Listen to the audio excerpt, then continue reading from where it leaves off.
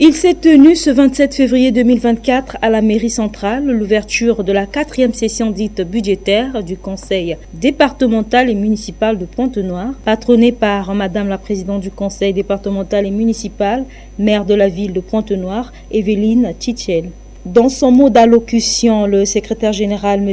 Anissé Balou, a donné le sens de ces assises qui aura à examiner plusieurs affaires, notamment celles liées aux travaux urbains et à l'environnement et aussi aux finances.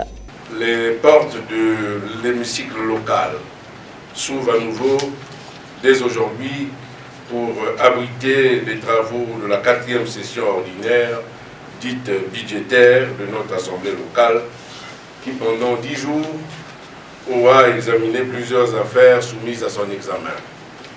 Affaires, on n'en dira jamais assez, qui cumulent avec l'arrivée d'un homme habitué à ces péripéties, son Excellence M. Denis Sassou Nguesso, président de la République, chef de l'État, qui vient, à point nommé, impulser l'orientation de notre municipalité à l'effort d'amélioration de nos infrastructures. À ceci s'ajoute un événement spirituel majeur, l'ordination d'un évêque dans notre ville, pour dire que cette fois-ci, le ciel s'y met pour la restauration de notre belle cité. Analyse et examen des affaires. Affaire numéro 1. Examen et adoption du projet de budget primitif du conseil départemental et municipal, exercice 2024, et la délibération qui s'y rapporte. Affaire numéro 2, examen et adoption du projet de budget annexe, exercice 2024, et la délibération s'y rapportant. Affaire numéro 3, examen et adoption du projet de budget annexe, exercice 2023, et la délibération qui s'y rapporte. Affaire numéro 4, examen et adoption du projet de programme annuel d'investissement du conseil départemental et municipal, et la délibération qui s'y rapporte. Affaire numéro 5, examen et adoption du projet de délibération fixant la contribution des opérateurs économiques et des populations pour le recyclage des déchets plastiques dans la ville de Pointe-Noire.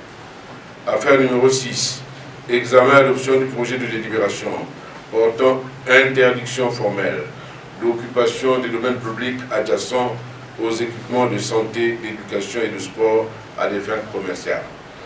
Affaire numéro 7, examen et adoption du projet de délibération fixant les conditions d'agrément des agences de communication de la ville de Pointe-Noire. Ouvrant ces travaux, la présidente du conseil départemental et municipal de la ville a évoqué les sinistres ou catastrophes naturelles qu'ont connu les paisibles citoyens, laissant le chaos derrière eux et sur des énormes pertes en vies humaines. Et cette situation n'a pas laissé indifférent le chef de l'État qui a débloqué une enveloppe de 2 milliards de francs CFA. À cet effet, une minute de silence a été observée en mémoire de ces illustres disparus, du moins ceux qui ont succombé à la suite de ces catastrophes naturelles. L'année 2023 n'a manifeste pas été de tout repos.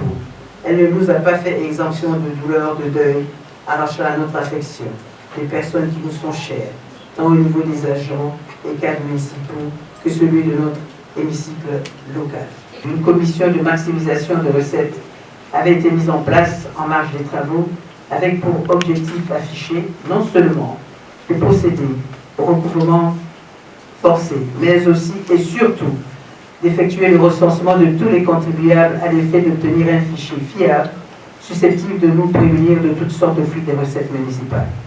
Toutefois, à la lumière des résultats plutôt mitigés auxquels la commission est parvenue, il me paraît judicieux, tout en félicitant l'implication des distingués conseillers qui se sont lancés dans cette quête périlleuse d'embellie financière de notre collectivité locale, d'attirer en même temps l'attention des agents municipaux, tant actifs que responsabilisés, qui ont fait de manière répétitive plier par des comportements parfois peu orthodoxes, en usurpant le titre d'agent de recouvrement, de se saisir et d'abandonner l'amour du gain facile, car la force publique va se charger de démanteler ce réseau dont les principaux suspects sont déjà connus.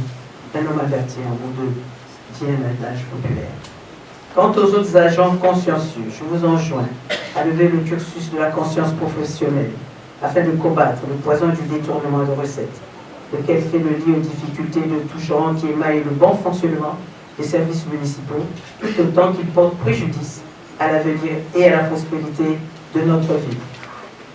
Distingués conseillers départementaux et municipaux, mesdames et messieurs, au cours des travaux de notre 4e session ordinaire, dite budgétaire, qui s'ouvre aujourd'hui, 27 février 2024, dont les différentes affaires venaient d'être déclinées par M. le Premier secrétaire du bureau exécutif, j'invite le plénum du Conseil à faire usage de son expérience, sa dextérité, son sens de responsabilité dans l'examen minutieux et l'adoption des délibérations à vous soumises afin d'aboutir sans crispation ni tension à un budget conséquent soustract, sans lequel notre action, face aux multiples challenges qui nous attendent sur le terrain, nous pourrons combler les attentes légitimes de nos concitoyens.